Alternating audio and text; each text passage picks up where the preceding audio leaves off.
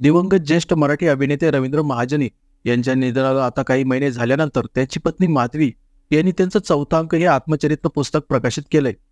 यात माधवी यांनी जुन्या आठवणी शेअर करत अभिनेते रवींद्र महाजनी यांच्याबद्दल अनेक धक्कादायक खुलासे केले।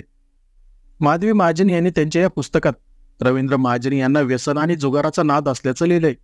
तसेच रवींद्र महाजनी हे पत्नी माधवीच्या चारित्र्यावर संशय घेऊन त्यांना मारहाण करत, यासोबतच रवींद्र महाजनी यांचा रागट स्वभाव, अशा अनेक गोष्टींचा खुलासा माधवी महाजनी यांनी त्यांच्या पुस्तकात केला आहे। तसेच रवींद्र महाजनी हे जुगारात लावण्यासाठी घरातले दागिने घेऊन जात, असाही खुलासा माधवी यांनी या पुस्तकात केलाय। माधवी महाजनी यांनी त्यांच्या चौथा अंक या पुस्तकात लिहिलंय की रवीला घरी यायला उशीर झाला की मला भीती वाटायची। मी कपाट उघडून बघायची, एखादा तरी दागिना कमी झालेला असायचा। एकदा असं जेव्हा माझ्या लक्षात आलं तेव्हा मला घरात बसणं अशक्य झालं। मी उठले आणि तो जिथे जुगार खेळायला जायचा तिथले अड्डे शोधू लागले। एका जुगाराच्या अड्ड्यावर मला त्याची गाडी दिसली।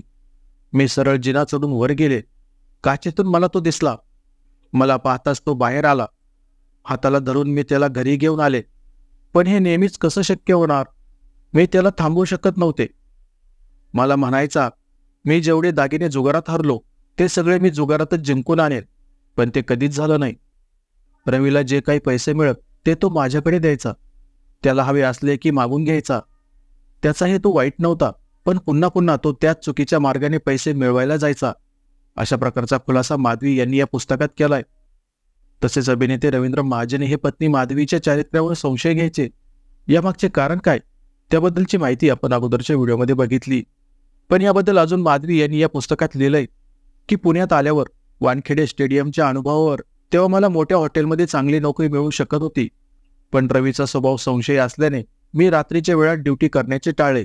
काही काळ मी 9 ते 5 वाली नोकरी चांगल्या हॉटेलमध्ये केली, असंही माधवी यांनी या पुस्तकात लिहिलंय।